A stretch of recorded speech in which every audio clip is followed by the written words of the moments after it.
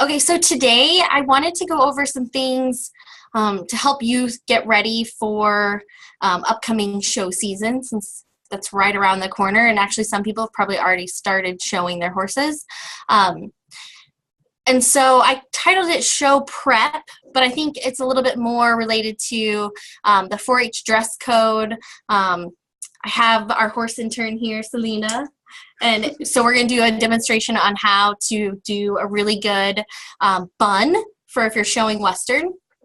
And then also we're going to put her hair up into a helmet with a hairnet with some of the new trends on the hunt seat side. And so those will be some demos that we'll do here in my office. So hopefully you can see it. If you have problems when we get to that part, let me know. And then I found some good videos that were they're YouTube videos, so people could find these on their own, but some videos on banding your horse's mane, trimming your horse's mane, and then braiding for the hunt seat. So hopefully those will be helpful. There's still a ton more things we could cover on horse show prep, and so maybe we can have some later webinars on those. But I thought this would be a good start into doing some demonstrations on some of that. So that's basically what I just said of what we're going to go over. So the first thing we're going to start with is the dress code, because I get questions every year, and then there's always some youth at the district horse shows that we have to ask them to change clothes and those kind of things. But I also wanted to go through some trends and some things that maybe youth haven't thought about that would make what they want to wear look better, or just step them up that little notch to make them look more put together. So one thing I just wanted to cover is that helmets, first we're going to start with Western attire, but that helmets are allowed in any and all classes. However, on the Western side, they are not required, and most don't wear a hat, or a helmet, I mean. However, you can wear a helmet in any Western class if you choose to. There are many other states out there with their 4-H horse programs where they're required to wear a helmet for all events, but in Nebraska we have not gone that route. However, they are required to wear a Western hat for most of our Western events, except for the speed events. Then they are optional. One thing about wearing a hat, if they are going to wear a hat in the speed events, it needs to make sure it stays on. So have some kind of strap or something to hold it on, because if it does fall off, they get that 2-second penalty, which is on here twice on this slide. But, oh, before I go on to hats. So I have some hats here. So let me,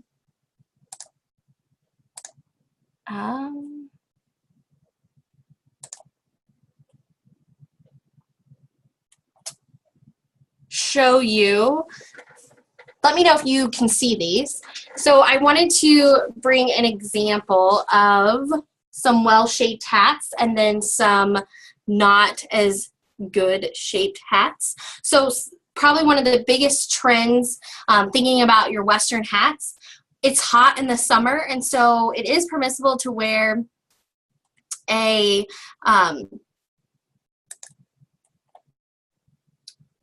straw hat. Sorry, I went blank on the word I was trying to say. A straw hat. And I would say at the 4-H side, we're wearing white shirts. Straw hats actually look really nice when they're showing.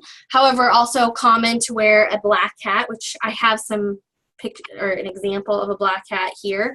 But I would say also some of the trends on the straw hats, they now have like weaving that is like black or brown within the weaving. That's pretty trendy if that's something they're interested in. But then a black felt hat is also appropriate. You could wear a white hat. There's actually no rules on the color of your hat for the 4-H program.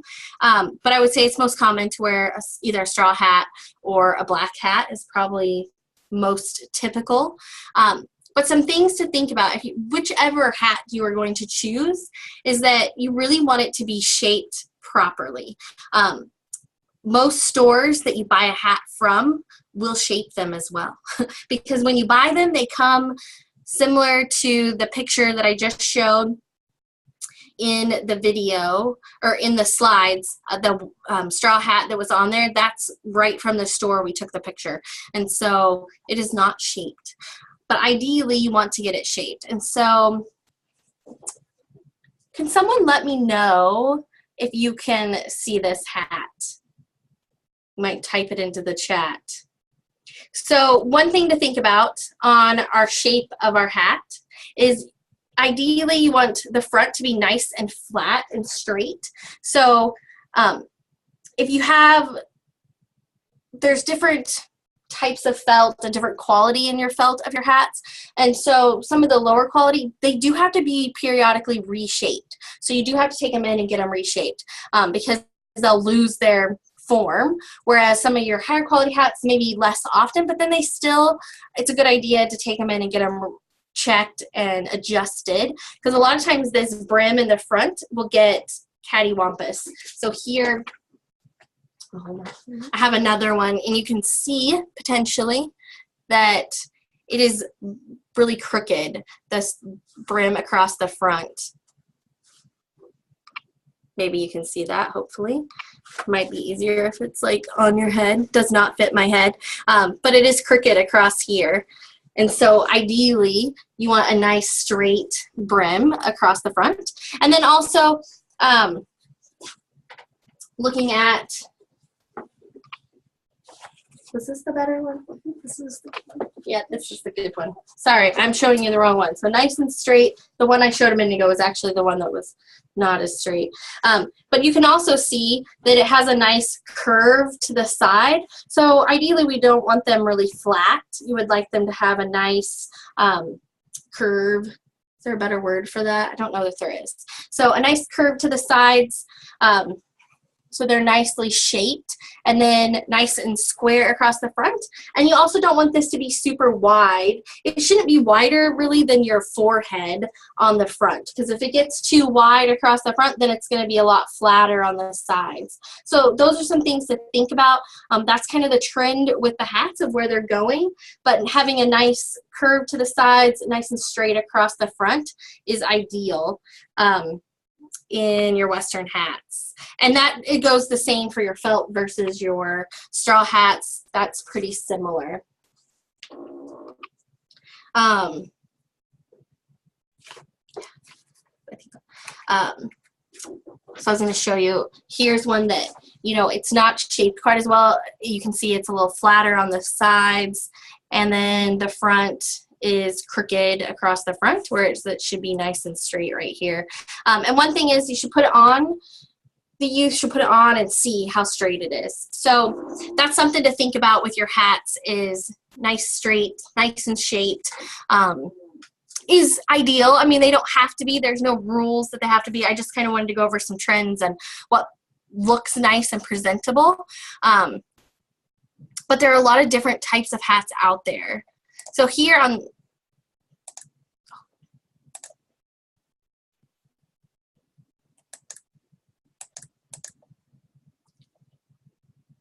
I'm trying to reshare my, oh, here it is. I was trying to find the button to resume sharing. So here in this picture, you can also see this girl has on a white hat, and it's also shaped pretty nicely on her head. And so that would be a good example in a white hat. But I would not necessarily recommend a white hat. They're really hard to keep clean, and youth are not always the best at keeping them clean, so potentially not ideal for a felt white hat. But black is pretty easy to wipe it off. They can also be re-sprayed with, not spray paint, but they make sprays that you can put on. They're black. They'll help remake them blacker again. And then also your straw hats, those, they usually last quite a long time. They hold their shape really well. So that's another option. So moving on to our shirts, this is one area that varies across the state on what is acceptable. But the biggest thing is it needs to be all white. That includes the buttons, the thread, the zipper. They can have a pattern, so they may have like stripes or paisley, but it should be white on white. So if you're from a distance, you can't see the pattern, but up close you might see that it has some type of pattern, but it's still a white thread on a white shirt. So a white on white. Another thing to think about with your shirt is that it fits properly. I would say especially if you're showing in like your horsemanship or your showmanship where you, the rider, is being judged, ideally having a nice fitted shirt is going to show off that nice correct line that you're looking for in your horsemanship position a lot easier than if your shirt is baggy and not next to your skin showing that. It doesn't need to be so tight that you're bulging and popping out of it, but it should definitely be fitted. And so having it tailored or having it taken in can sometimes be helpful. So you can see this girl here, her shirt, it's not like super tight. There are some little wrinkles on the side, so you know it's not super tight, but it's definitely nice and fitted, and you can see her shape, and if she was on a horse, you're going to see that nice line. One thing to think about if you're going to use a shirt with a zipper rather than buttons is sometimes zippers have a tendency to bulge right here if your shirt isn't fitted. So if you're going to use a shirt with a zipper, then you definitely want to make sure it's nice and fitted so it doesn't, when you sit and move, poke out at your belly area. Whereas if you have a button-up type shirt, usually you don't have to deal with that nearly as much, but then making sure it's tucked in nice and tight and fitted is ideal. So it's just some things to think about. I would say any type of white shirt is appropriate, but if you just want to take yourself to that next level, making sure that your clothing is nice and fits you well, and it can be tucked in and stay tucked in, that's important, are all things to think about.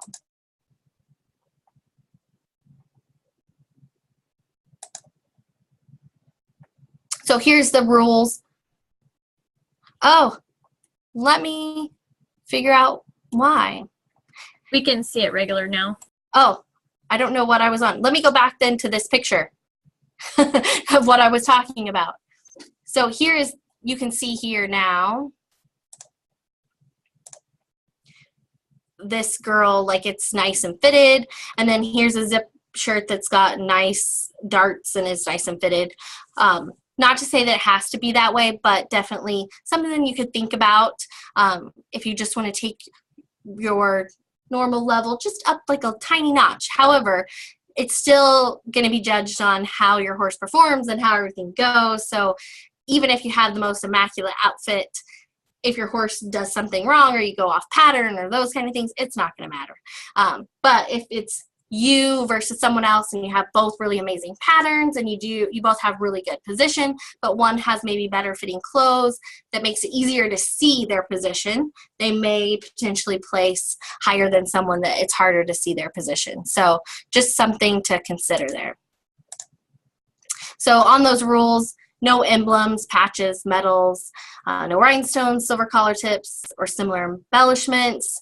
Also, make sure they're not sheer or see-through, which is difficult with white because a lot of times with some white materials, they are somewhat see-through. So making sure that they're not inappropriate. If they are just on the sheer-ish slightly side, it's probably still acceptable as long as they wear white underneath it. However, if it's white and then they have a pink tank top on and we can see that it's pink, then that shirt's probably not going to be considered approved. And then I would say long sleeve is going to show a nice arm line, whereas if you wear a short sleeve, you're going to have that, it's going to cut you off at your arm. And so that can also take away from that nice line that they're looking at for having a nice straight line through your elbow, your hand, through the reins to your horse's mouth. And so having long sleeves can also help with it. However, short sleeves are permissible and allowed. Jeans, this is probably where we have the most problems. And part of that is just trends of what people want to wear on a daily basis versus what you should wear when you're riding and showing. But the rules state that they need to be dark blue jeans with no extra embellishments. You can have minimal white, tan thread, and part of that is because it's almost impossible to find jeans today that don't have some tan or white stitching, but they do need to be dark colored jeans. So here's some minimal tan. I would say this is quite a bit of tan thread. However, we would probably accept it even though I would say you don't want anything that's going to draw attention to certain spots on your body. So ideally, really, you want minimal thread too, because you don't want the judge to be staring at your butt when you're going around. You want them to be looking at your pattern and how things are going and those kind of things. So here's some different examples of legal stitching. Here's a pair of jeans that are really light colored. That would not be allowed. They need to be dark. One thing I will say, as far as, you know, just looking at riders, light colored jeans are going to draw attention to your legs, and darker colors are a little more slimming, and usually they're the same color all the way down, whereas these jeans, you can see they're lighter colored at the top and then darker at the bottom, which just draws your eyes to different parts of your leg. And unless you have an amazing still leg that never moves, you don't really want to draw attention to different parts of your leg. Ideally, you want them to be looking at your overall position and how things are going, and not be staring at your thigh or your lower leg. And so ideally, one solid color is not going to draw any attention. Oh, so here's one with colored stitching. Again, color stitching not allowed. Rhinestones, silver studs. This is probably the spot where I see the biggest issues, because there are so many jeans out there today that have some type of rhinestone or silver studs or sequins that are silver and shiny. Those are not allowed. Ideally, they should be solid. Some more examples of illegal jeans. So one thing I did want to talk about on jeans is low-rise versus high-rise jeans. And I would say trending girls just want to wear the low-rise jeans. But I would say when you're riding a horse and showing, it looks so much better if you wear high-rise jeans, which maybe those jeans are not jeans you want to go hang out with your friends wearing. But on your horse, one, you can for sure keep your shirt tucked in if your jeans are up high, whereas if you wear a lower cut jean, on some people, it's going to be harder to keep your shirt tucked in. Also, if it's a lot of times when you sit down and you're in a low-rise jean, they kind of dip in the back. So then it means even lower, and your shirt may come untucked. And then also, another thing to think about is if you wear a higher waisted jean, they're going to hit more at your natural waist, and so it's going to give you more of a slim, long line, whereas if it hits at your widest point and your hips, it's going to cut you in half with your shirt. And so instead of you having that, it looks like a nice long line down the side, when you're ideally wanting that long line from your head, your shoulders, your hip, your heel, instead you're going to get, it's going to cut you right at your biggest point. And sometimes that can draw attention to areas you don't necessarily want to draw attention to. I would say most people, unless your horse is super smooth, your stomach moves some while you're riding. And so if you have jeans that go across that instead of below it, it can help hide some of that and minimize some of that. So it's maybe not what we want as a youth out with our friends, hanging around them, to wear.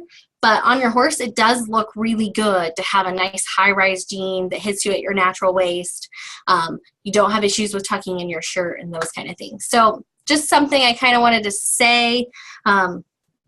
Definitely not a requirement, but as a person looking at riders and judging riders on their position and that overall look and appearance, it sometimes can be beneficial. The next thing is belts, neckties, scarves. Belts, there are no rules on the belts. They can have pretty much anything they want for a belt to wear. Neckties and scarves are optional, or they may have a necklace or something like that. It's also optional, but it is allowed. So, and I would say in some counties they require a neck scarf or tie, but that is based on the counties. But at the district state level, they're optional. Chaps are optional in reining, western riding, and trail, not required, but if they have them, they can wear them. But again, chaps are another place depending on your event, will depend on the style of chap you wear, and then having nice fitted chaps are important in some events, but then in others, I mean, comfort is also an important part. Big thing, they must have an armband on the left arm above the elbow. So then on English attire, helmets, I was going to talk about helmets. They can have any color of helmet, so black, navy, brown. They do come in other colors today. However, very rarely do you see anybody in any color other than black. But you can have other colors. I would say black is the most traditional and most common. I would say also we do recommend that they wear an ASTM SEI approved helmet. Most breed associations and other 4-H associations have gone to requiring in the English classes that all youth, so anyone under 18, must wear an ASTM SEI approved helmet. However, for our 4-H, we do still allow hunting caps or a derby cap, which does not have a harness on it. And so that is completely up to you, but I would say it is moving in the direction of having approved helmets, and they're becoming more stylish because they're now becoming more and more approved across other associations. However, if you do hunter hack or any of the fence classes, you are required to have a approved safety helmet. So here's some examples of the helmets and what they look like. So we have our hunting caps that have no harness on them, and then here's some different examples of approved helmets, and any of those are acceptable and allowed. Breeches or jodhpurs, either are allowed for our 4-H horse program. They come in many different colors. I would say most commonly are the beige type colors are the most typical colors you're going to see, especially if you're showing an equitation, hunter to saddle. Those would be our typical common colors to wear. Our shirts, there's actually no rule in the 4-H rulebook about your color of your shirt. However, I would say if you're showing an equitation, it is traditional in hunt seat to wear white. So if you're showing in hunt seat equitation, I recommend that you wear white. It's traditional. It's the most common color. It's going to look the best contrast underneath your jacket. But that's also, again, up to the rider. Some other things, the picture on your far right is probably a older style collar, but most shirts today have gone to where you don't have to have a detachable collar, partly because they get lost. I know me as a child, I lost my collars to my shirts all the time, and my mother would get very angry because once you lose a collar, your shirt is no longer any good to wear, and so you need new shirts. So I think that's part of why the industries have gone towards shirts that just have like a Velcro closure. You don't have to have any type of collar to go over it. So those are pretty typical.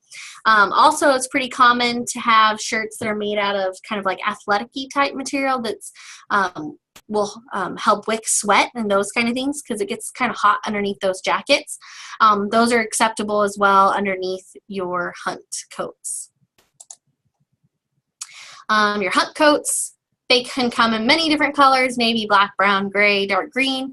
I will say hunter green is not a common color in any hunt seat association and showing.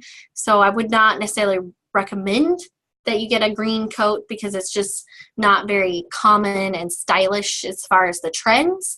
But it's definitely allowed if that's what you have. I'd say most common is navy or some type of dark gray are probably the most common colors I see. You do see some black, but sometimes it's kind of stark and very, it can show a little bit of movement. Whereas if you have like a gray that has a little bit of a pattern in it like this, it can kind of help hide some of that. So that's potentially a color that's getting more and more common. Boots, there's different styles of tall boots for hunt seat, ones with laces, so your field boots or your dress boots without laces. It is also acceptable in our 4-H program to wear paddock boots with some type of half chap over top, so that is also acceptable. And then optional items, gloves, unraveled spurs, crop, bat, all things that they can use for English. And then again, wearing the armband on the left arm above the elbow. Okay, so the next thing, I'm going to go back to a video, or back to where you can see myself, and we are going to do a demonstration of putting your helmet on with a hairnet and then also doing a bun. So I'm going to move back. So then we're going to have, we're just put this here, you'll sit across it. So Selena is going to be our nice demonstrator. So you can get, she has nice long hair, so it'll be good to show you. So we're going to start with the hunt seat because there's not a lot of hairspray required. And so we don't want to stick our hair down for Western and then try and do a hunt seat. You would just need to brush it out. But some things that we're going to show you kind of some more of like the trends of where things are going for doing your hair hunt seat. So in the English, it's getting more and more common to move away from using the little bun sacks. So they, in the past, the little mesh nets with the bow were really common. However, today, they're not nearly as common. And partly is they move, they flop. And so it shows a lot of movement. And if you are not on the smoothest horse, it's going to show that movement. And so this is why we've gone towards putting your hair up underneath your helmet. But there are some ways to do this that look really nice, and it's actually a pretty easy process. So did you bring a hair tie? Okay, good. So you're going to need two things for putting your hair up in a helmet. The first one is a hairnet. But I would say for hunt seat, it's not just any old hairnet you can buy at like your Walgreens or CVS or something like that. You really want a nice thick hairnet. So you can see here, this one's really thick. Whereas this is more of a thin hairnet that you would see that we're going to use for the Western. So nice, thick, heavy-duty hairnet, because you really want this to be able to hold all the hair on the sides and everywhere. So some things, I'm going to totally mess up her hair the way it is now, but if you take and kind of part it down the middle, and then you're going to want to pull it down on the sides, because you want, it's actually going to go a little bit over her ears. And so if you pull it down on both sides, so it's nice like this. However, you want to kind of have it above her earrings. And then you'll take your hairnet, and I like to do it with the knot on the front. You're not going to leave it on the forehead where it's going to dig in. But this way, it gives like a nice straight, because ideally you don't want the knot to end up over their ear on the side where you can see it. So if you put it in the front, it's not going to show. And on these big, thick hairnets, they have really big knots. And so you don't really want that to be seen. So you're going to start with it kind of down over the forehead. We are going to move it, so it won't stay there. And then you want to take and pull that hair over her ear, and then make sure your hairnet is on the outside of it. So on the side, and do that on both sides. And you may have to kind of pull some more hair down and over. So you can kind of adjust with your fingers. But you want a nice amount of hair kind of falling down over her ear. And then you just want to grab the whole thing in the back and make sure your hairnet's down underneath. So you kind of want to pull the hairnet so it grabs all those little hairs. And so you can see, like, I have the hairnet, like, underneath. And so you want to grab it underneath. And then you want to take some type of hairband, like a regular hair tie works, but anything, you're not going to be able to really see it. So, and then put it around. And so you make a big knot, and you think right now this looks really ugly, but that's going to change. So then you want to take and you pull this up on the top of their head so it's not going to be where it's going to hurt. And then you want to adjust over on the sides, kind of make sure the hair is kind of coming down and over.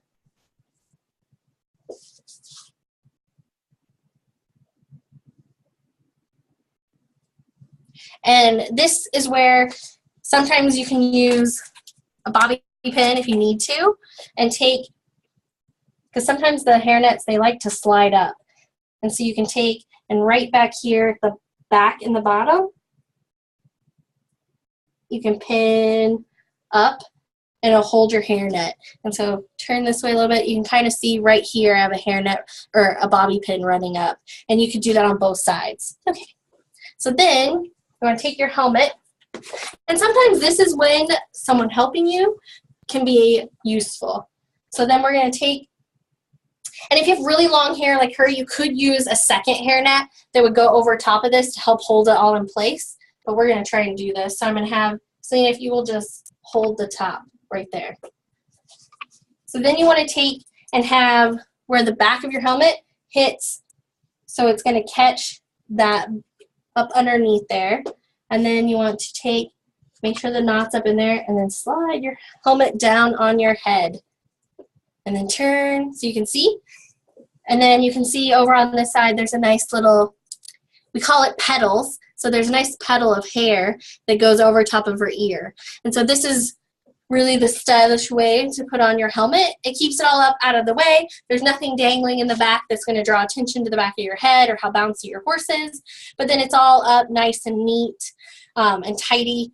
Occasionally, some people, if you have frizzier hair, which I do, you may want to, before you put the hairnet on, spray it or slick it over your ears. So you could use like a water bottle and wet that hair to get it to lay nice and smooth over top of your ears before you put your helmet on.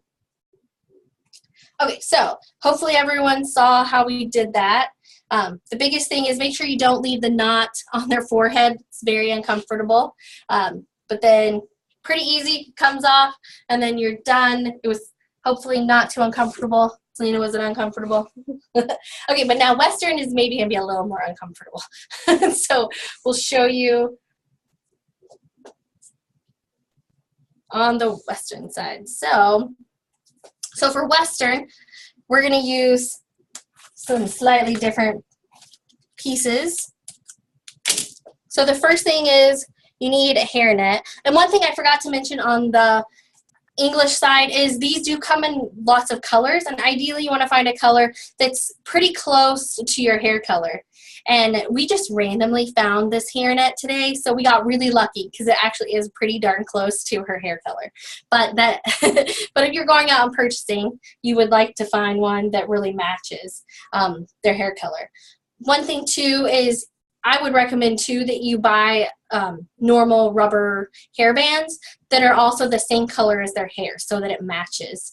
Just in case you can see it in the back, you shouldn't be able to, but if you can, then it blends right in if you use one the same color. So hairnet, hair tie, and then bobby pins. You're going to need several bobby pins for this. Then you also need a brush and a comb. And so I have just some cheap brush and a comb.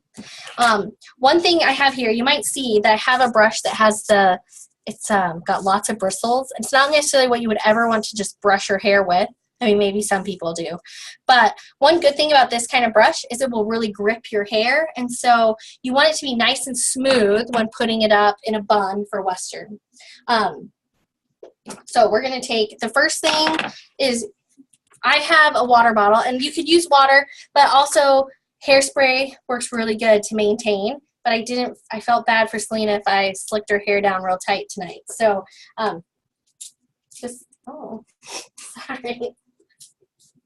Here, let me make it where it sprays a little more like there we go. So spray it down a little bit.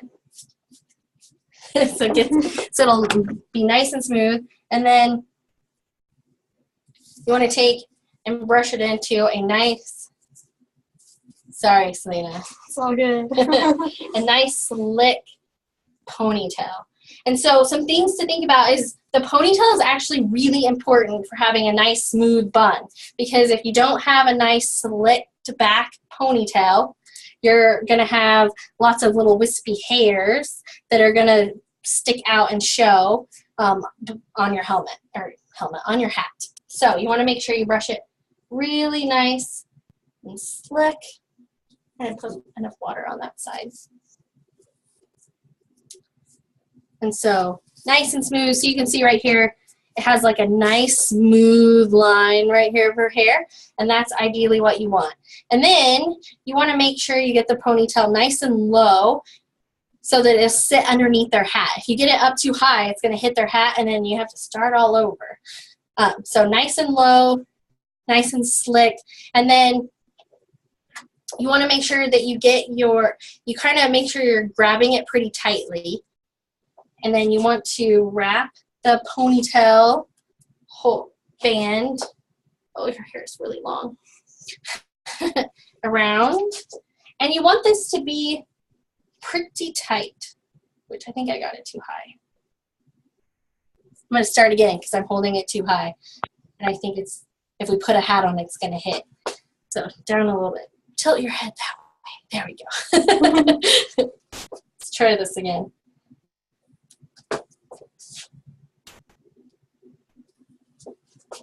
And one thing, the tighter you get this rubber band around, so the more times you can wrap it, the better, because then you won't get the little wrinkles right here. Whereas if it's loose, which this one won't get super tight, so that's why a nice rubber band works a little better, because you can get it nice and slick.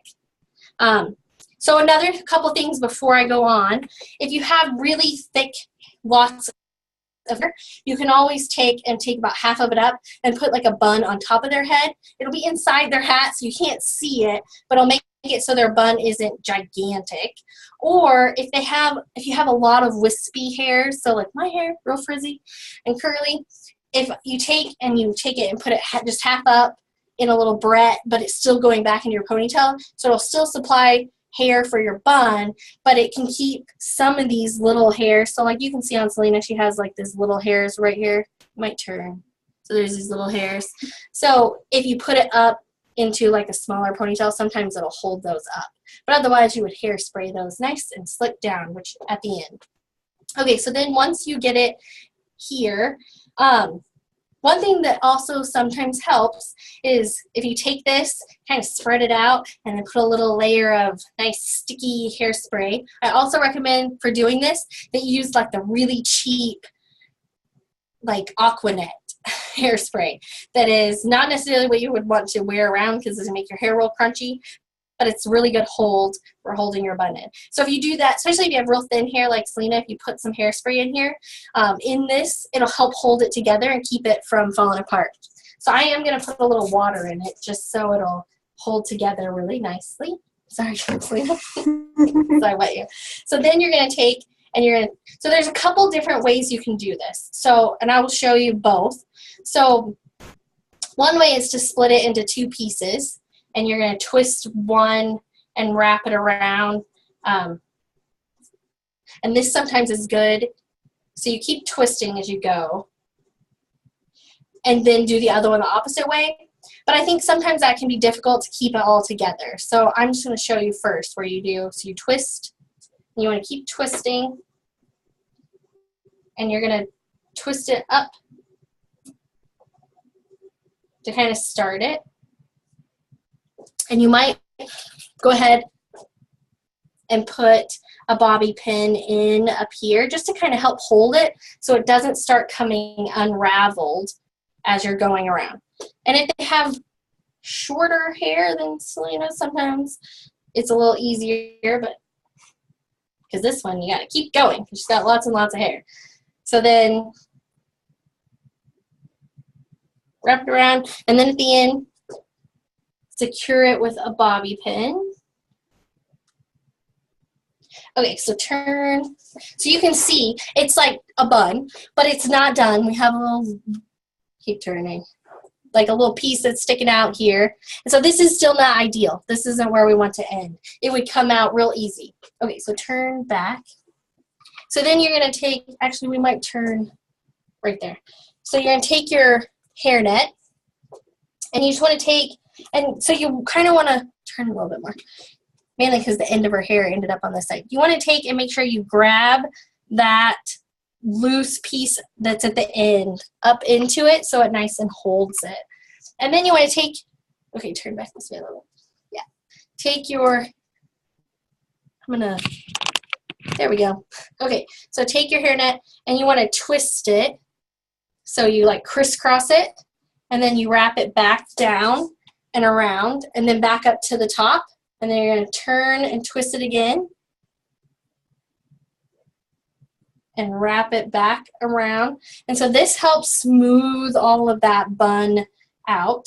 And if you get to the end and there's not really enough to wrap it to do one more twist and around, then you want to take your end and you can just wrap it around on the inside of your bun. Then to really secure it, you want to take some more bobby pins, and you kind of want to hold it up next to their head. So kind of push right here.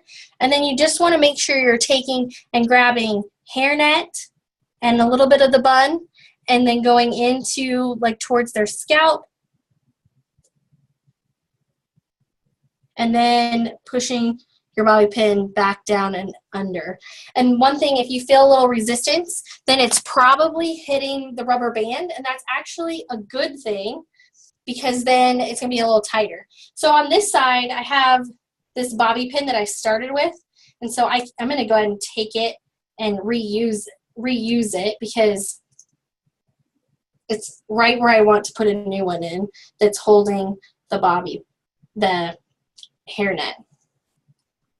And you can also kind of help, you know, if your bun gets a little lopsided, you can put a bobby pin in that spot to kind of help push it over a little bit if you need to. So here, let's turn. So then you can see she has a nice smooth bun. And then you want to take and hairspray all of these little loose wispy hairs. I wonder if this will fit on your head. Just so you can kind of see. This hat is too small. Tilt your head that way. And so you can kind of see how it sits like right up underneath. I got it a little high now that I'm putting it in. But so start with it just a little bit lower. All right. Does anyone have any questions on our bun? Selena, any tips that you've had over the time? Just lots of hairspray. But that's the biggest thing, is I would say right now you're not done. You do need to go in and, like, I would take and, I mean, spray it on nice and thick all along both sides. Another thing is, if you put in and you do this in the morning, you're going to have to touch up the hairspray on the sides throughout the day, especially if they've had a hat on and they took it off and you got to put it back on. Sometimes their hair is going to stick to their hat a little bit, and so you want to make sure then you re-hairspray if you need to. So it's not something that will last all day. You've got to keep continually adjusting and updating the hairspray part of it. All right. Any questions from anyone else? Okay. So then, you want me to take that out for you, Selena? It's okay, I can do it. Okay. Because now she has a nice Western bun for the rest of the day. So hopefully that helped. I know sometimes people don't always know how to do the bun and do it up nice and tight. One thing, too, about it, we do see a lot of times the same on the Western side, where they use the little, I don't know what those are necessarily called, but they are the little bags that have the bow. And we see those a lot, but the only thing I would say is, one, they aren't really on trend. So if you have some of your youth that are showing in the breed associations as well as this, they're probably not going to be using them. But then also they do move, which is part of why the trend has moved away from them, is they move, they wiggle, and this wearing a bun keeps your hair nice and still. I would say if you're going to show in horsemanship, showmanship, really important to have your hair up and tidy and neat. I would say in our reining and those events, it's common to just have it in a ponytail, which is perfectly fine. Our Western pleasure, it can vary on, I mean, it's not judging you, so you could have it down in a ponytail, but I would say if you have kind of a rougher horse or one that's not super smooth, it might be a good idea to put it in a bun, because then it's going to alleviate that bounce of your ponytail on the back of your neck, which can then show, not that your horse isn't any more broke than the next one, but they may just think, oh, that doesn't look very comfortable. It doesn't look very smooth and consistent, even though it is. So you wouldn't want to take away from that. So that's another reason people would put it in a bun for those classes. All right, so let me go back to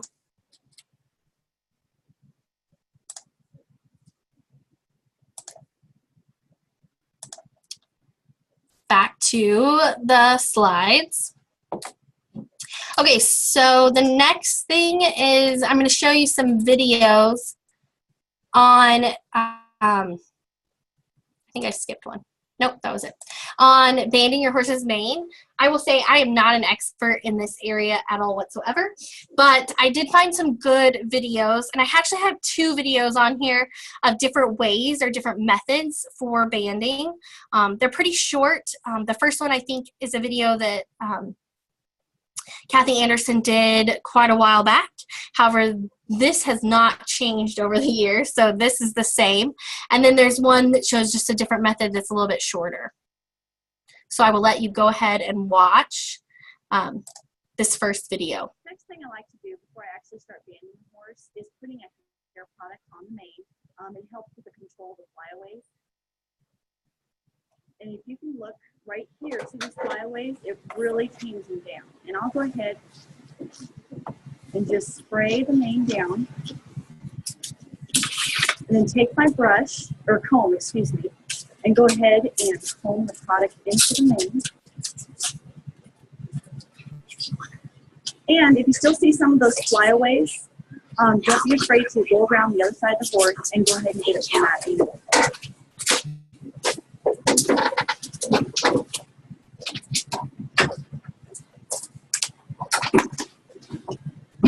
Okay, and there is your product, and the next step we will do is band it. What I like to use when I band the mane is this little comb. I call it a little banding comb. I'm not sure exactly what it's called, but it is wonderful. Next, I like to use it's actually a hair clip. And you can get this at any drugstore or any department store. And then, of course, our bands. And these bands you can buy at any equine tack shop. And they will sell different colors for the different colors of mane of horses that you have. Okay, and now let's go ahead and get started on the mane. It is very important that you make a clean, precise part in the mane, because actually that's what makes your bands look so much better. They look a lot neater and a lot crisper and cleaner. After I get about a width of mane of my index finger, so the section will be about the same as my index finger, I'm going to go ahead and clip the rest of the mane back here. Now usually this little comb goes in my mouth when I'm banding, but I'm going to hand it off so I can keep talking. You'll learn that people get a system going on, and everybody's system is a little different. Next, go ahead and take your band. Now, keep your thumb on the top of your mane, and go ahead and work the band. Next thing I like to do before I actually start, Sorry. it is very important that you make a clean, precise part in the mane, because actually that's what makes. Next thing I like to do, mane. It is very important that you make a clean, precise part in the mane, because actually that's what makes your bands look so much better. They look a lot neater and a lot crisper and cleaner. After I get about a width of mane of my index finger, so the section will be about the same as my index finger, I'm going to go. I don't know why it keeps stopping.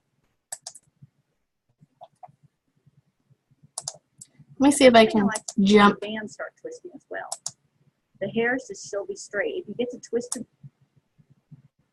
the hairs just still be straight. If you get to twisting the hair while you twist your band, your bands start twisting as well. After you get the band on, depending, I usually do 4 or 5 as far as how many times I go around. And then take the very 2 bottom hairs and pull. That will make that band lie flush with the neck. And let's go ahead and try a couple more. Nice, crisp, clean part, about the width of your finger. Your band. Pull the hair down. Keep your thumb on top. Move the band around the mane. Keep the mane straight. Grab the bottom 2 hairs and pull down. And you can see it lies really nice and flush. Okay, a couple more.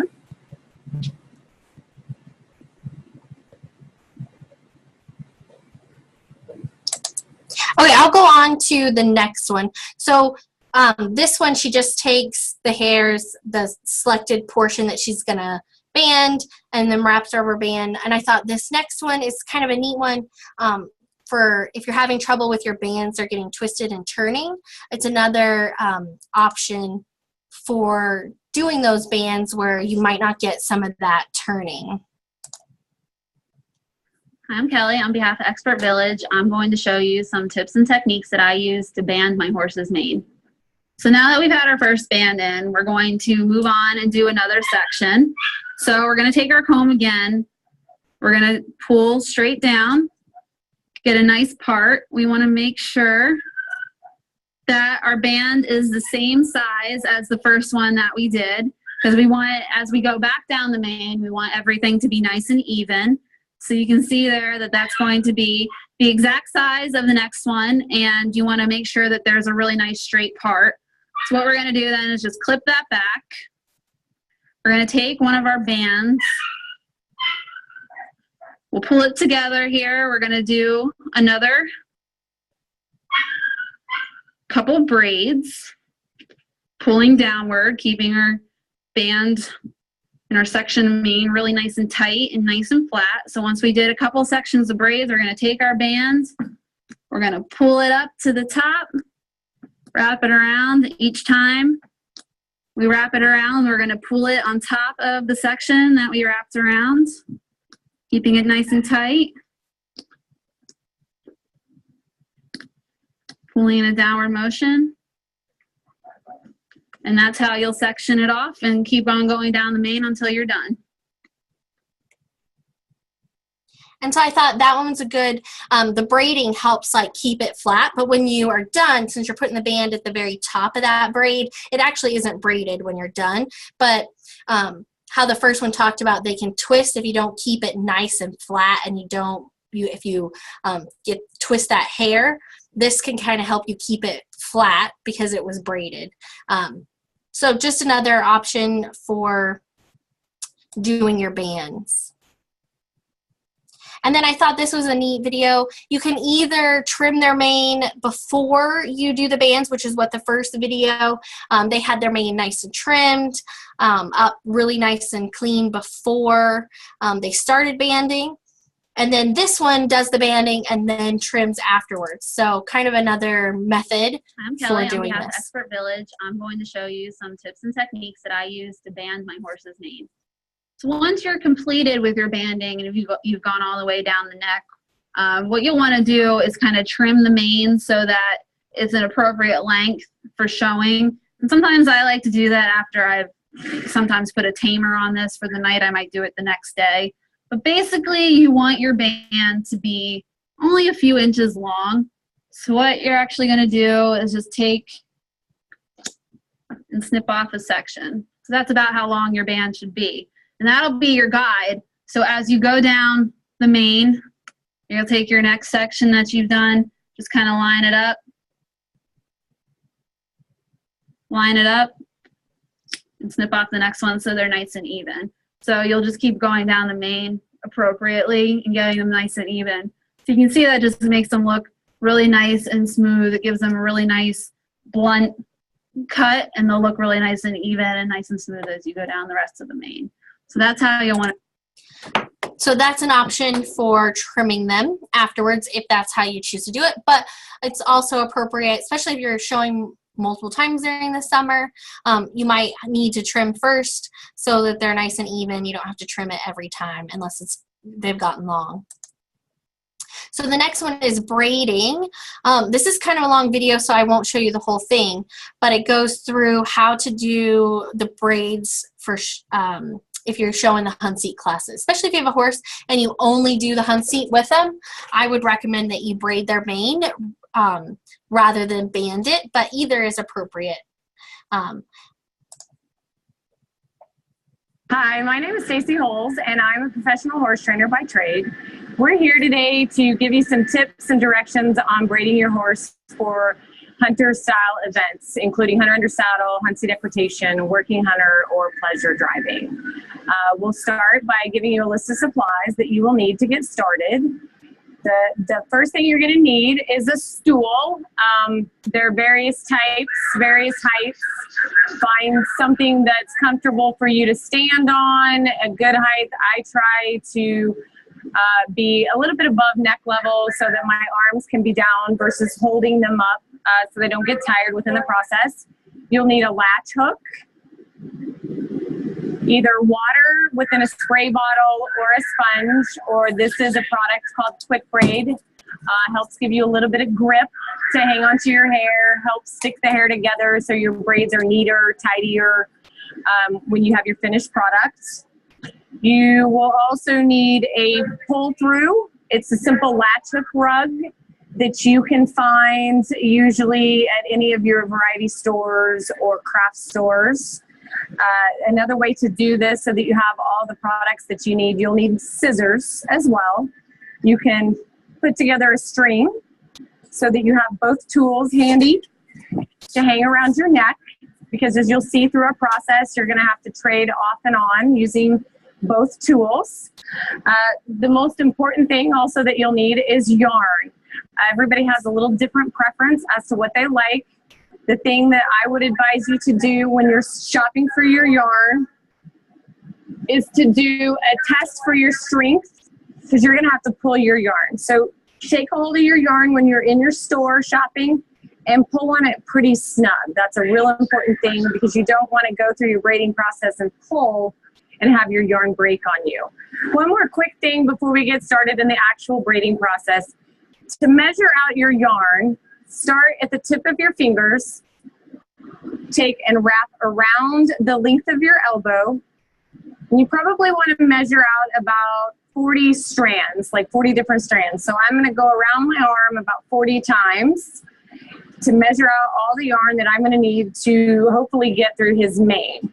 Once I'm done there, I'm going to take my scissors, and right here at the tip where I started, I'm going to cut my yarn off the spool. So my yarn's about this long in length. You'll use one piece of yarn per each braid. Okay, so we're back and we're going to get started with the actual process. Another thing that you want to do so that your braids are nice and tidy and neat is make sure you start with a clean mane. You want to use just shampoo. You don't want to put conditioner in it, because that's going to make your mane slick and hard to hang on to. So to get started, just take a brush or a comb, brush your mane out. Make sure you know what you have. I usually wash my manes a couple of days prior so that they're clean, but they kind of get a little bit of, just a little bit of dirt in there and make it easier to hang on to. So to start the process, you're going to take your quick braid. You can either spray the whole mane, or I typically spray the section that I'm working on just to kind of conserve my product and not go through as much. So I'm going to spray down this first little section, run my fingers through it here and kind of work that in. You can also use other, like water. You can use water. You can take a sponge and a bucket and use your water and just wet your mane down. You just typically, and you kind of have to do this a little bit yourself. You may decide that you like to do the mane dry. That's a better feel for you. But you can use water. You could probably use a gel type product that you could buy in a grocery store. You could probably use a hairspray. I find for me, this product has a lot of hold to it and makes it easier, as you can see here, versus like pulling on this versus this. You've got a little less slip here, and that's going to be real important to you in this process. So once we've got our mane started, I use just a little cheap clip that you buy in the hair accessory department. Some people use the flatter, different styles. Again, that's kind of a personal preference, but you want to take off your section here. On these little clips, I usually do about 2 little teeth to 3, depending on how thick the mane is. The thicker the mane, obviously the smaller your braids are going to be. If you have a really thick mane, you can pull that mane, thin it out, and make this process a little easier on yourself. His is kind of a little thicker, so we're going to go with a smaller braid. So we're going to start. I'm going to take this here. You're going to see I've got about 2 teeth there. We're going to kind of feel it out and see if that's the thickness that I want. I'd probably like just a smidge more here.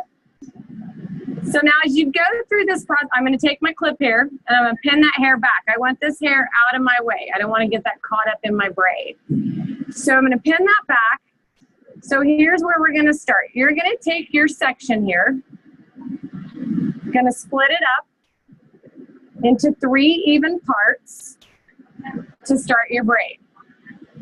So to start your braid, just like you braid hair, you know, when you're kids or whatever, gonna start crossing over. Now with each crossover, I put my thumb on top of that hair to hold it in place. Real important, this is the part you wanna practice a lot, is braiding down and working on getting that braid tight. So with each crossover, I'm gonna put my thumb across the top of this hair to hold it in place. And as you can see, that's kind of creating a nice tight braid all the way down. Another thing you can do is count each time you cross over. That'll help you get your braid even all the way down your mane. So when I'm about 3/4 of the way down as to where I want to tie this off, I'm going to take my yarn, one piece of my yarn, and I'm going to lay that lengthwise about halfway over the top. As you can see, that's going to go down with that piece of hair. So now I'm going to cross that piece of hair over that yarn, make one more cross section, pull this down, and I'm going to continue to braid this yarn as far down as I possibly can, and then I'm going to tie it off. And to tie it off, you may experiment with this. Everybody's got a little different way. I take one piece, lay it over the top of the braid to make a loop. Then I pull the tail through the loop. Then I'm going to do that again. Pull it across the top, loop it down, tie it off. I typically do this about 3 to 4 times. It's kind of a cheating method to kind of tie off your ends so that you have a little less of this hair here poking out that you're going to have to tuck away. So I'm going to keep doing this process here till I kind of get this tied down where I want it. You may tie it 10 times when you start out to kind of get the hang of it. So now I have a nice, relatively tidy end of hair here. You can also, we'll get to that a bit later. There are several different ways to kind of tie up those ends. You can either trim off your ends, you can pull it through, then trim it off, or you know, when they get so short, you don't want to keep trimming because then you're not going to have any mane left. So you're just going to learn to tuck that tail and tie it down. So now we're going to go with our next section. And we want to try to duplicate this width all the way down the mane so that you have a nice, even mane when you're done. So again, I'm going to go back to my guide here, about 3 wide. Going to part that hair off, pin this hair back. Then I'm going to pull this down, and when you braid, you want to pull down against the neck. Don't braid up here, because if your braids end up and they're like this, when we get to the tie down process, you're going to have a harder time tying those down flat against the neck. Section it off, 3 even sections. Then I'm going to start crossing about 10 So I'm going to braids, skip ahead and then come back and we'll go through the pulling up and tying off process. so you can I see tend the to do pulling it in up. sections because I have to move my stool less. Whereas if you braid all the way down, you have to keep moving your stool section by section, then you have to come back up, you know, and go through the whole process again. So this kind of eliminates some work for you. So now that we've shown you how to do the braids, we're going to move on to the next process. You can do it one of 2 ways. I trim tails. That's my personal preference. I don't like leaving the tails and tucking the tails and having the chance that they might come untucked and be poking out the next day. So in order to do so, I'm going to walk down to the end of the braid. I'm going to take the yarn, move the yarn out of the way of the hair. Okay, so I have this little end of hair here. The way I trim them so that I don't have such a blunt edge is I kind of start trimming and kind of almost closing the scissors and pulling off. So then I have just a little bit of tufted hair here left. So I'm going to go through, do each braid that way before I tie it up. I'm going to, again, kind of, you can see where I'm kind of pulling that scissor versus cutting. I kind of close it on that hair and shear it off, and I make a little point, okay? Then again, and as you can see, each one of these braids, this yarn is tied off at about the same section. You have the same length of hair here. So that's going to give you, when we're done, it's going to give you that nice even line down his neck, which is what you want to have as well. So again, go to this next braid, pull the yarn, spray that down, kind of lay that hair down. So the next part of this process is going to be pulling the end of the braid up through the top of the braid so that you can move on to the tie down process. This is where your latch hook comes in handy. I also, you notice here, I leave one hair here, one braid that I haven't trimmed or I'm not going to tie off. This is a guide for when I do the mane and sections. This gives me an idea of how far down I braided. So I can match this braid and continue my line all the way down my neck. So now I'm going to start the pull through process. I typically start at the back. You can start at the front or the back, whichever one you're more comfortable with. Take your latch hook to the far side of the mane. Make sure your closure is open. Push that down, pushing against the base of his neck. Come through the bottom of the hairline. You can see the hooks there. Push that all the way through. Take the tail of your yarn, lay it in the hook. Whoa, can you still see? Lay it in the hook there. Pull your closure down on your yarn, and then you're just simply going to pull your yarn, every bit of it, through the other side of his neck. Okay, so now your yarn's coming out the top of your braid. You're going to do that on every braid all the way down his neck. Again, starting at the opposite side of the braid, push down all the way through the hairline. Clip your yarn and your latch hook. Close the closure. Pull the yarn through, all the way through. Back out the top side of your braid. Pushing it down through the hair. Yarn in your closure, in your latch hook, close it. Bring it all the way through the other side. Okay, so now then we move on to the next step in this process. And this is where you tie them down. The other thing you want to do here is when you tie these down, you want this line to wind up being even all the way through. That's how you see, when you see those nice uniform braids in the pen, that's where they start, is lining this up. So with each one, now that I have my yarn pulled all the way through, I'm going to start, for me, I start at the front and tie back. Start at the front of the neck and tie my braids down going back. So I'm going to start here. I'm going to take the tail of the braid. I'm going to hold it and push. You want to push that braid while I'm pulling the yarn back through.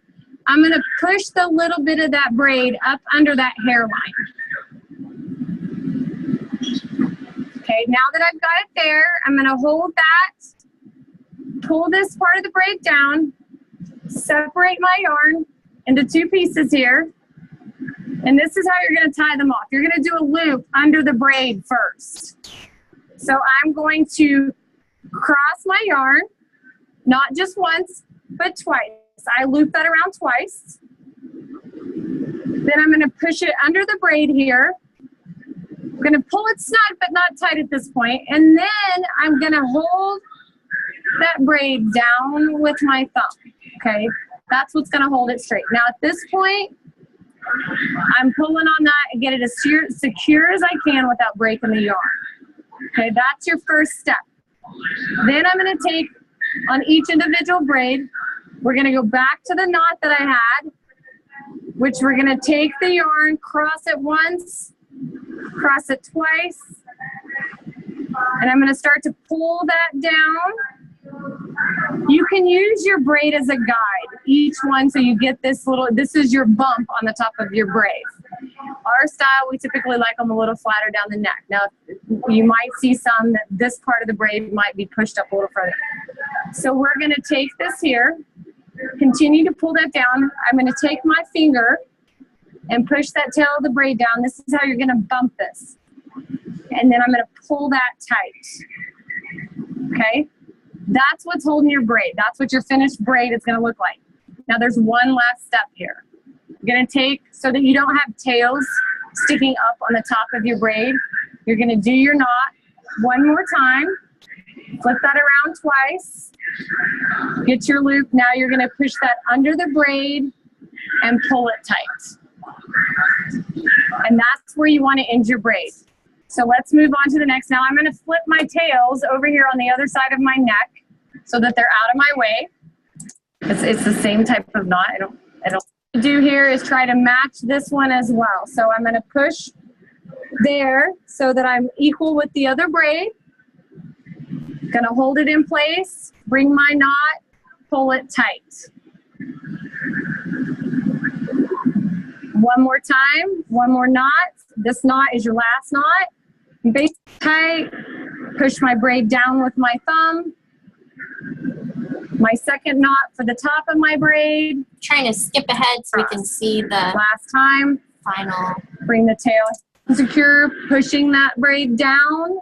Time, wrap it around twice. Bring it underneath and tie it off. So now then you have your completed braids here. So you have all these tails. All you're going to do here is take your scissors, pull your yarn up tight here, clip one side, clip the other, and just go all the way down the row, clipping each side of the yarn. And that's why we do that last knot. We tie underneath that braid because you're hiding your yarn so you don't have little tails sticking out. Just clip down as close as you can. Spray down the forelock. So now she's going to show you how to do the forelock. Then I'm going to go, again, smoothing all my hair down. And I'm going to section this off. Start with your first section. Section it off just like you do your braids into 3 pieces. Cross over. This piece that's crossed down here, you're going to pull out some hair from below here into the side. Add to that. Same thing on this side to even it out. Section that hair off. Cross that one over. Take that section. Add 2 as well. And so basically you're going to French braid the forelock. Add to each side. When you cross over each side, you're going to add hair. And continue pulling that braid down as much as you possibly can. And then as you get take and comb that down, get it to lay, add a little bit more hair, section that out. Cross that one over. Come to this side, straighten it back out. Hair. And then towards like the 3/4 way down, you're going to add in your this string piece of yarn down, similar to how you added it into the other hair. braids. Now it becomes part of the braid. So I'm going to braid same thing as I did with the others, continuing to keep that in with those sections of hair and braid all the way down. Now that I have my yarn on this side, I'm going to lay it over my braid, grab the tail, pull it through the hole, and pull it tight.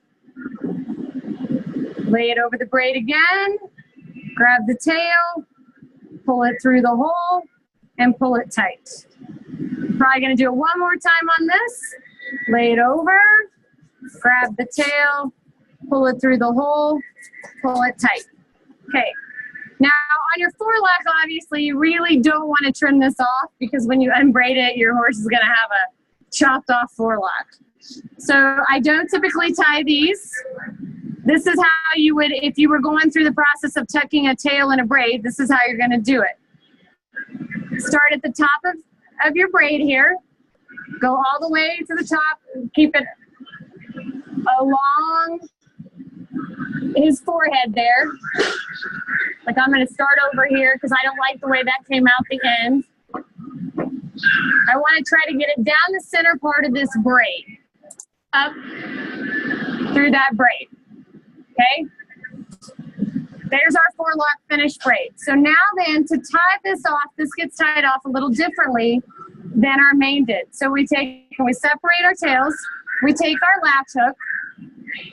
All I'm going to do is simply go in through the side of that braid, push it to the other side, put my tail in my latch hook, and I'm going to pull it through. Okay? Now then we're going to take this tail, put our latch hook about the same place, put it through that braid, close that yarn off in the latch hook, and pull it through. So now then, I'm going to pull that a little snug. And again, the same knot that you used to tie your braid off. Going to flip that tail around there twice. And I'm going to pull it down, pull it snug.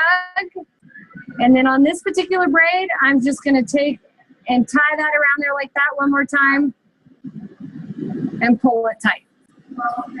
Once you're done, you're going to take your scissors and trim that tail off right down here at the base. So hopefully that gave you a good video on watching for braiding your horse's mane.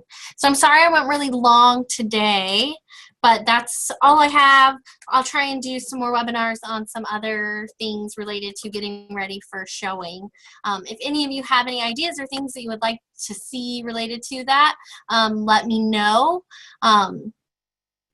I also put all these slides. If you go to the website at 4h.unl.edu/horse, you can click on a link that says Nebraska Equine Webinar Series, and in there on the right hand side it says resources, and you can get to all of these PowerPoints where you can rewatch or see them. If you couldn't read something or see it today, you can watch it there, and also you can rewatch the webinars there. So if anyone has any questions, let me know. Otherwise, that's all I have for you today.